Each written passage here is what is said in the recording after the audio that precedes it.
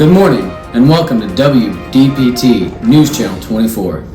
My name is Marty Jane Hudson, and today we've got a great news segment for you called High Points. So today we're going to be talking about medical cannabis. Now you might be wondering, what is medical cannabis? Medical marijuana, or cannabis, is a plant that is derived from Cannabis sativa. It is used to treat certain medical conditions and has been legalized over half the U.S. states for medical use. Federal law, however, does not allow for the use of marijuana. Because of this, people with marijuana could be arrested and charged with possession, even in states where it's legal. Additionally, the FDA has not approved the use of cannabis as a treatment for any medical condition. However, the FDA has approved the cannabinoids, cannabidiol, and dronabinol. In the U.S., cannabis was widely used as a patent medicine during the 19th and early 20th centuries. Federal restriction of cannabis first occurred in 1937, with cannabis being dropped from the U.S. Pharmacopoeia in 1942. In 2017, 28 states have enacted legislation governing medicinal cannabis sale and distribution. One of the biggest questions asked is who benefits from medical marijuana? Depending on the state you live in, you could qualify for medical marijuana if you have one of these following chronic conditions: ALS, Alzheimer's, HIV/AIDS, Crohn's disease, epilepsy, glaucoma, PTSD, which has been shown to improve most with using nabilone, muscle spasms caused by multiple sclerosis, and chronic and severe pain, just to name a few. Studies show that edibles, inhalation, and transdermal patches or creams help significantly with chronic pain and MS-related spasms. The most common way the patients use medical marijuana is by orally ingesting cannabinoids. Studies also show that patients with cancer most commonly use cannabis for nausea and vomiting caused by chemotherapy from their cancer.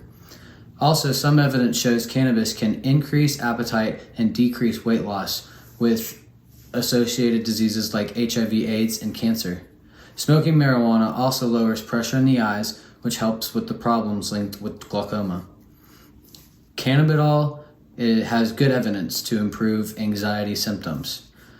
Some side effects from medical marijuana can include fast or irregular heartbeat, dizziness, slow reaction times, drowsiness, short-term memory loss, trouble concentrating, confusion, and decreased or increased anxiety. How does medical marijuana work? Well, Cannabis sativa is a lipid-based compound that works on the user's endocannabinoid system, or ECS. The ECS is a neuromodulatory system, meaning it affects the transmission signals between neurons. This is a key component in central nervous system development, synaptic plasticity, and the response to endogenous or environmental stimuli. The ECS is made up of cannabinoid receptors. You have both type 1 and type 2, endogenous cannabinoids, and the enzyme that creates and degrades these endocannabinoids. Cannabinoid receptor 1, or CB1, is the most common receptor in the body, and it is sensitive not only to endogenous cannabinoids, but exogenous cannabinoids such as tetrahydrocannabinol, or THC. Once THC binds to these CB1 receptors, you'll see the cascade effect started by these G protein coupled receptors. These receptors have the following effects based upon the location along the central nervous system the cannabinoid binds to. In the hippocampus, you'll find impairment of short-term memory. The neocortex has impairment of judgment and sensation.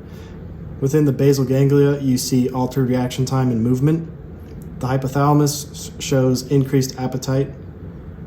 The amygdala, you'll see panic and paranoia. Cerebellum affects gait, so you'll see ataxia. And along the spinal cord, you see the effect of analgesia. Other effects peripherally include dry mouth, conjunctivitis, tachycardia, and hypotension. The most sought-after effect is analgesia, which is found along the spinal cord. This correlates to the leading diagnosis for which medical cannabis is prescribed for, being chronic pain. Cannabis itself is the most common trafficked and abused illicit drug worldwide, with a consumption rate of approximately 147 million individuals using annually. Medical cannabis plays a significant role in PT because it can affect a patient's physical therapy outcome.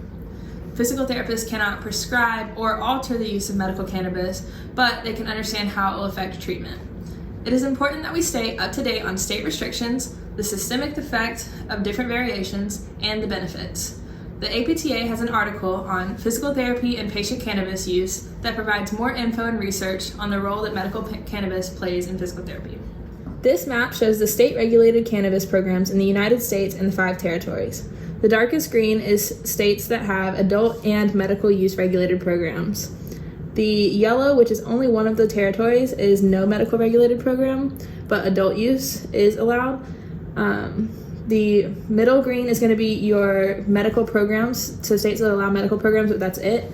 The lightest green is going to be CBD or low THC programs, and then there are some states that are gray that have no public cannabis access at all, so adult recreational use and medical use is not allowed. Picture this state differential case scenario.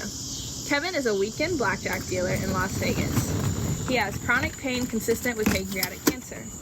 Kevin uses medical cannabis to decrease some of his pain.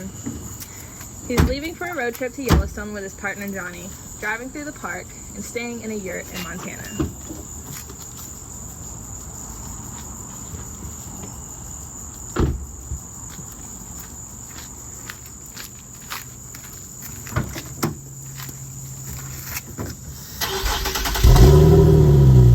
Johnny is driving them to Yellowstone, and Kevin smoked some cannabis before they left to decrease some of his pain for the road trip.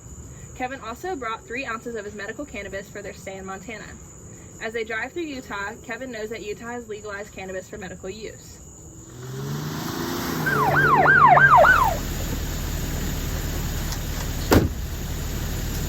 However, as they enter Wyoming, they get pulled over for speeding. Officer Ben immediately notices the smell of marijuana on Kevin and sees his jar in the center console. The state only allows CBD or low THC, so Kevin and Johnny are immediately detained. Kevin and Johnny are now facing a maximum fine of $1,000, up to a year in prison, or both in the state of Wyoming.